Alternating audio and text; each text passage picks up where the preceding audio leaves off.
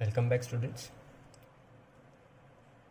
इसका पहला जो हमारा था पोस्ट फर्टिलाइजेशन इवेंट्स में हमने कहाँ तक देखा था? फॉर्मेशन ऑफ एंडोस्पर्म, है ना। अब आज हम क्या देखेंगे? तो आई होप कि इसके पहले के सारे पार्ट आपको समझ में आए होंगे, राइट। चलो, तो आज हम क्या देखेंगे? डेवलपमेंट ऑफ डाइकोट एंडोस्पर्म, ठीक है। डेवलपमेंट, पोस्ट फर्टिलाइजेशन की ही बात कर रहे हैं हम। फॉर्मेशन of dicot एम्ब्रियो, ठीक है। आज हम फॉर्मेशन ऑफ डाइकोट एम्ब्रियो की बात करेंगे। It is also a post fertilization event, मतलब जाइगोट फॉर्मेशन होने के बाद जो चेंजेस हो रहे हैं फर्टिलाइजेशन के बाद, उसकी हम बात कर रहे हैं, ठीक है। चलो क्या हुआ था? अब इसमें हर एक चीज़ इंक्लूडिंग जो शेप होता है वहाँ से लेके उसका जो डायरेक्शन होता है वो सब यहाँ पे बहुत ही इम्पोर्टेंट है। जैसे कि चालाज़ारन माइक्रोपाइलैंड, ठीक है। क्या था कि जाइगोट बना था, remember, 2 and it was zygote formation was taken place. ये एम्ब्रियो के अंदर जो नीचे था पूरे उसमें, ठीक है। यहाँ पे जो नीचे था, this is I am talking about, ठीक है, क्योंकि एंडोस्पर्म तो हमने बात कर ली। Now we are talking about zygote. Now how embryo will form and what all process it includes, उसकी सारी हम बात आज इसमें करेंगे, ठीक है। पर याद रखना यहाँ पे जो एंड है अभी भी मैटर करता है, क्यों, वो मैं आगे आपको बताऊंगा। कौन से एंड थे? 2 थे, एक चालाज़ारन एंड था, एक माइक्रोपाइलैंड था, ठीक है। This zygote undergoes mitotic division. Which division? Mitotic division. अब meiotic तो होगा नहीं, ठीक है। Now all the division will be a mitotic division, so 2n will be giving rise to a 2n cell only, ठीक है। यहाँ पे एक सेल बनेगा, मैं इसको 2 कलर से करूँगा, but it is same cell. एक हो गया ऊपर वाला सेल, बिकॉज माइटोटिक डिवीजन में we get 2 cells, right, and one more cell, ठीक है। अलग अलग कलर से क्यों बताया, आगे आपको अपने आप पता चल जाएगा, ठीक है। यहाँ पे हमें 2 सेल मिलते हैं, still the end is same, micropylar end, chalazal end, ठीक है। The cell towards the Chalasar is known as terminal end. Sorry, it is known as terminal cell.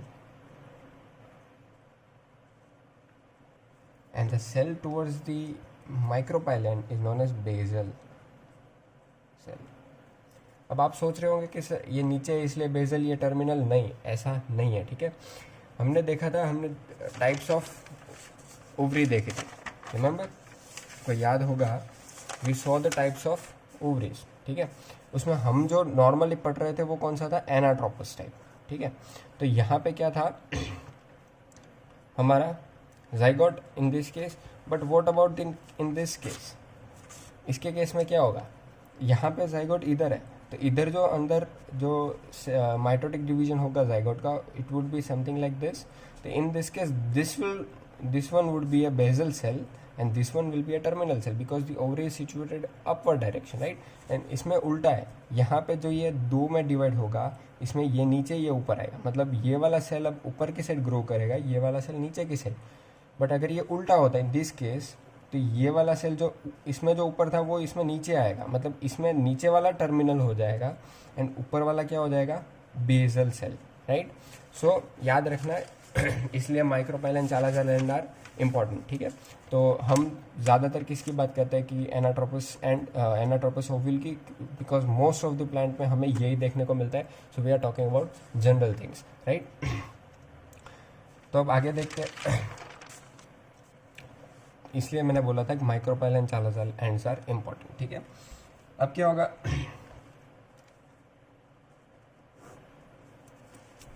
यहाँ पे अब इसका डिवीजन देखते हैं आगे कैसा होता है, ठीक है।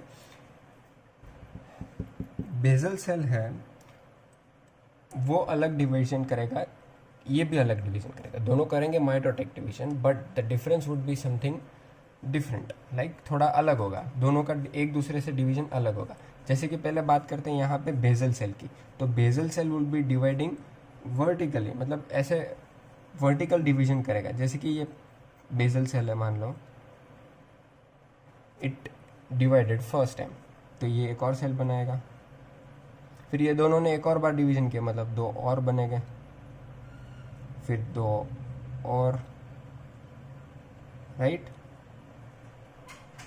तो हमें एक वर्टिकल कॉलम जैसा दिखेगा, तो this is known as suspensor.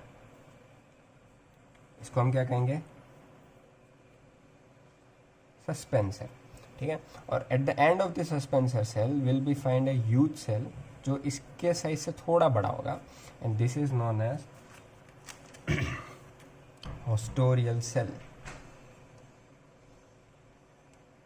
ऑस्टोरियल cell, ठीक है।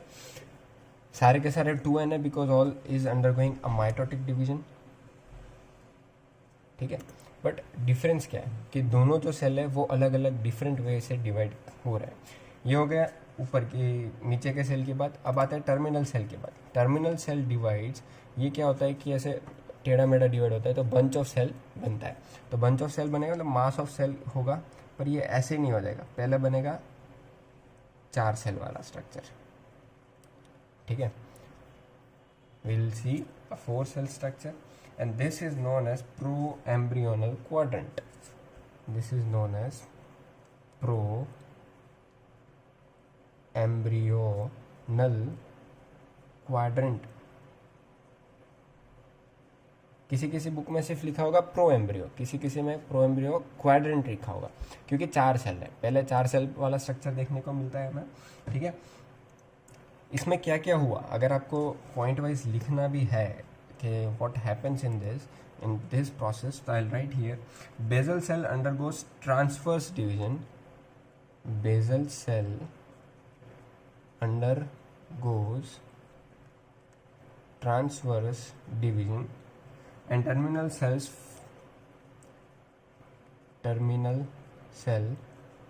forms proembryo, ठीक है। आप थोड़ा अच्छे से लिखना। नाउ व्हाट हैपेंस, सॉरी यहाँ बना दो। नाउ व्हाट विल हैपन, यहाँ पे अभी भी याद रखना, it is towards the micropylar end, it is towards the chalazal end. इसका भी रीजन पता चलेगा, अभी एक और रीजन है इसका, ठीक है।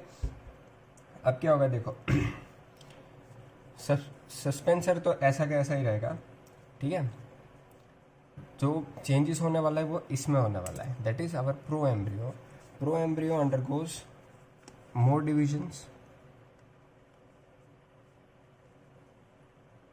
ऑलरेडी 4 है, अब कितने में डिवाइड हो गया? 8 में।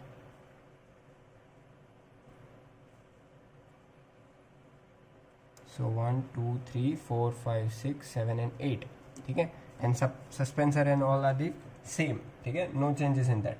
बट सब सस्पेंसर के अंदर एक चेंजेस हमें देखने को मिलेगा, that is this first cell, you can see here, will changes itself into a hypophysis, मतलब एक साइज, सेल की साइज बढ़ जाएगी बस। It is known as hypophysis, ठीक है।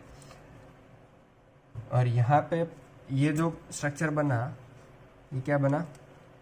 Pro embryonal octane, because we find 8 cells in this, and आपको पूरा ये बनाना है। बट हाँ, अब सस्पेंसर जो है वो अब आपको थोड़ा सा छोटा लगने लगेगा as compare to that of embryo, and last में होगा basal cell, right. Reason is now this size has been increased a huge way, right. 8 cell, 8 से फिर और बढ़ेंगे, ठीक है।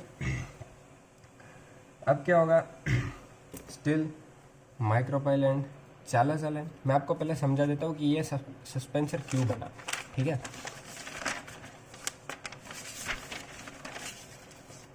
नहीं छोड़िए,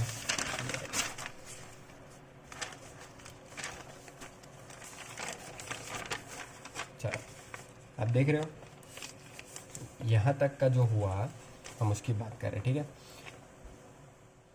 this is happening where in the zygote, और जाइगोट कहाँ पे था?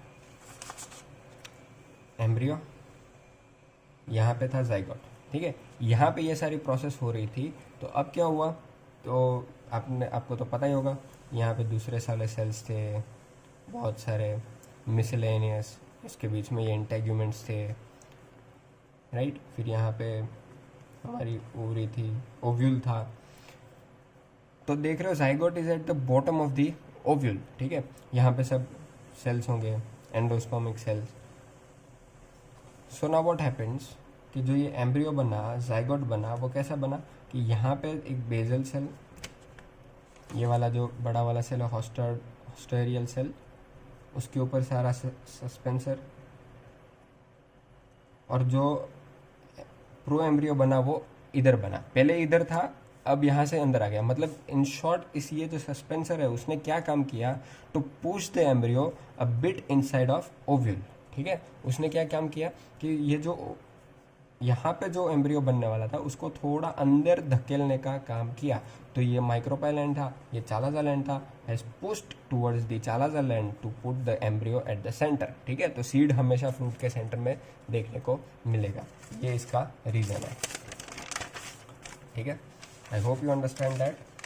अब क्या होगा अब इसके अंदर हमें एक और डिवीजन देखने को मिलेगा जिसको हम कहते हैं पेरिक्लिनल डिवीजन।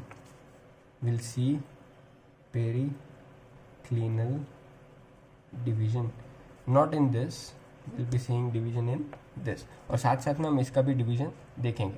तो इसका पेरिक्लिनल डिवीजन मतलब towards the peripheral side, right.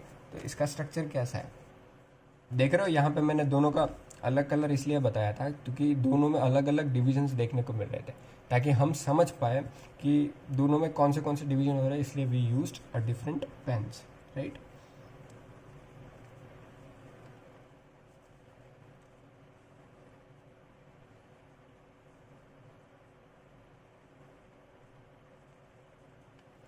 Already ऐसा स्ट्रक्चर था, जो डिवीजन हुआ वो यहाँ से हुआ ऐसे, मतलब हर एक सेल ने बाहर की साइड एक डिवीजन किया, राइट। अब ये स्ट्रक्चर हमारे लिए बहुत ही इंपॉर्टेंट है। पेरिफेरल साइड पे, ये पेरिफेरल साइड जो है it is an outer cell wall या फिर outer cell membrane, outer cells are known as dermatogens, dermatogens, ठीक है। डर्मेटोजेंस है, और ये किसको राइज देंगे, एपिडर्मिस को। एपिडर्मिस जो लेयर होती है वो यहाँ से डेवलप होगी, ठीक है। अब जो हाइपोफाइसिस है नीचे, वो भी 8 सेल में डिवाइड होता है, ठीक है। हम देखते हैं ये 8 सेल, 1 2 3 4 5 6, 1 2 3 4 5 6 7 8, सॉरी थोड़े बड़े बन गए बट सबके साइज सेम होती है, ठीक है। और नीचे हमारा सस्पेंसर जो अब ज़्यादा बड़ा दिखेगा भी नहीं, राइट। चलो अब देखना, यहाँ पे हर एक पार्ट जो है वो अलग डेवलप, आप जब ऐसा हम ये डायग्राम में एक रिप्रेजेंटेशन कर रहे हैं तो आपको लग रहा होगा कि इतना अच्छा डिवीजन होता हो, नहीं इतना अच्छा दिखता नहीं है, बट ये हमें समझने के लिए हम इतना अच्छा रिप्रेजेंट करके डायग्राम बना रहे हैं। बाकी आपको बहुत सारे सेल्स दिखेंगे, you will not be able to find any such structures, but still इसके मिलता जुलता स्ट्रक्चर आपको देखने को मिल जाएगा, ठीक है।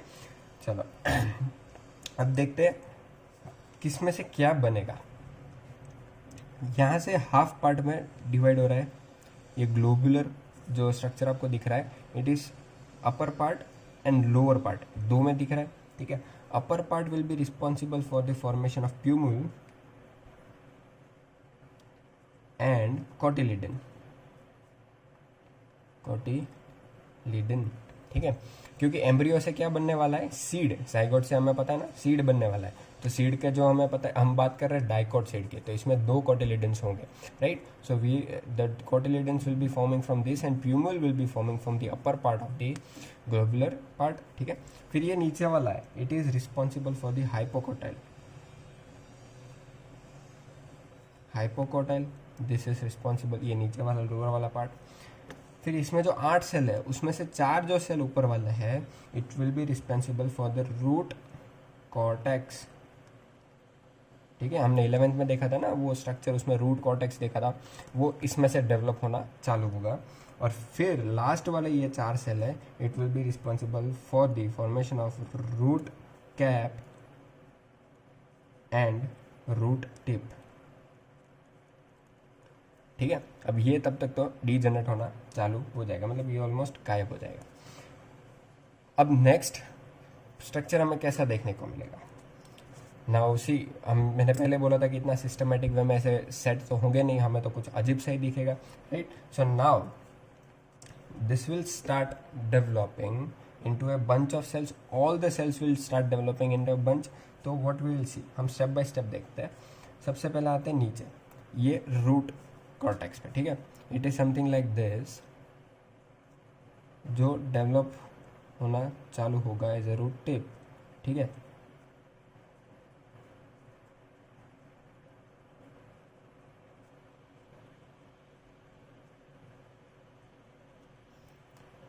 Okay, now what about root cortex?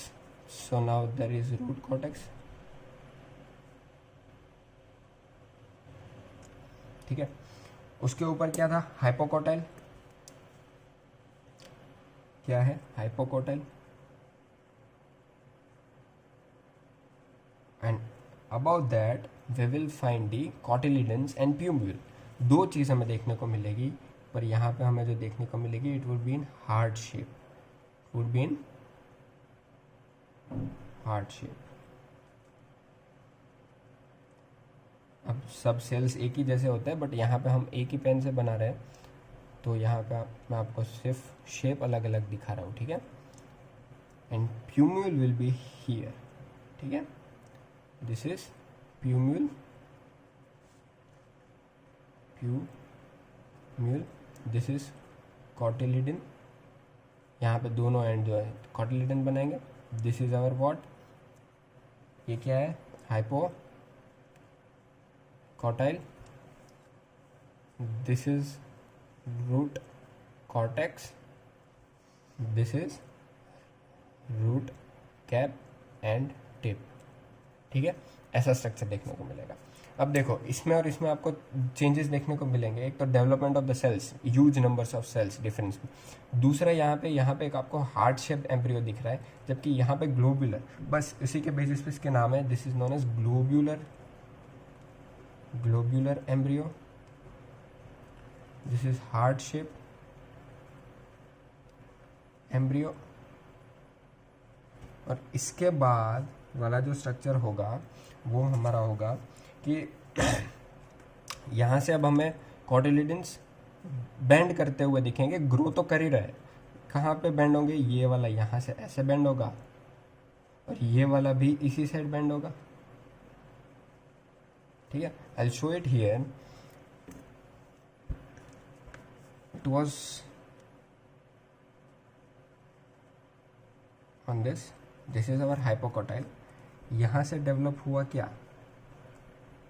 Cotyledon, दो है और दोनों एक साइड बेंड करेंगे, ठीक है। All of them are bending towards one side, ठीक है। The other rest of the things are the same, no changes, but there will be increase in the number of masses and the cell growth, right, root tip and all that. I'm not drawing it because I need this space. Chalo, bending towards one side, who, cotyledons, pumils are still at this its place, okay। now इसका shape कैसा हो जाएगा, it is horse shoe shape embryo। याद रखना sequence बहुत ही important है, पहला आएगा सबसे पहले अपना ग्लोबुलर एम्ब्रियो, देन आएगा our heart shape embryo and then our horse shoe shape embryo, ठीक है। अब हमें तो पता है कि क्या बनने वाला है, सीड बनने वाला है, ठीक है। और सीड में क्या क्या चीज़ें होती है और एम्ब्रियो क्या क्या होता है, ठीक है। Will see with the help of the seed. अब डाइकोट सीड हम बात करेंगे, तो डाइकोट सीड में क्या क्या होता है, तो एक तो होता है पहले सबसे बीच वाला,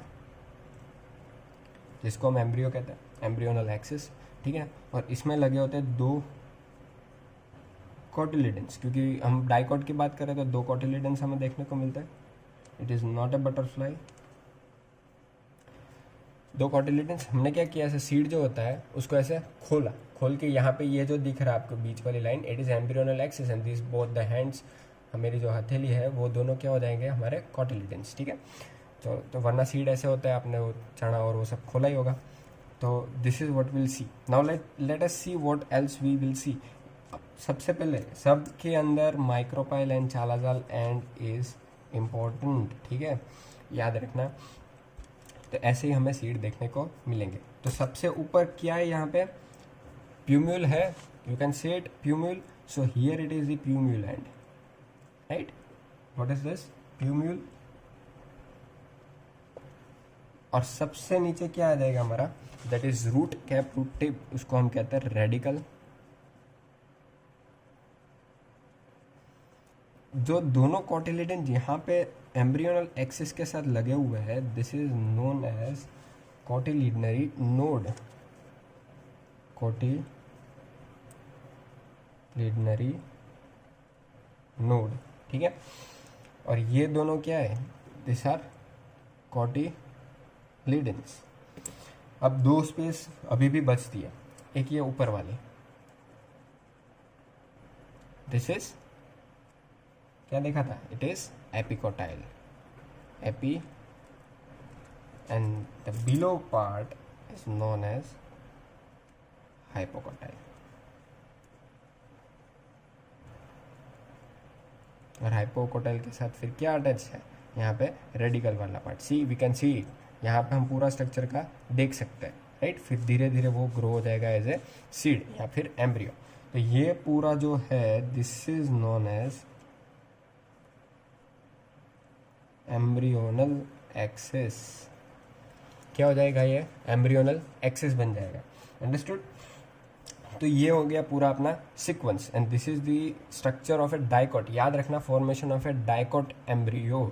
तो आप हो सके तो 2 पेज का इस्तेमाल कीजिएगा, 1 पेज में ना डालें और डायग्राम बड़ा बनाएं, ठीक है। और जितना हो सके उतना स्पेसिफाई करने की कोशिश करें ताकि फर्दर स्टडीज़ में आप पढ़ने की कोशिश करो तो आपको कोई कन्फ्यूजन क्रिएट ना हो। I hope you understand. All the best.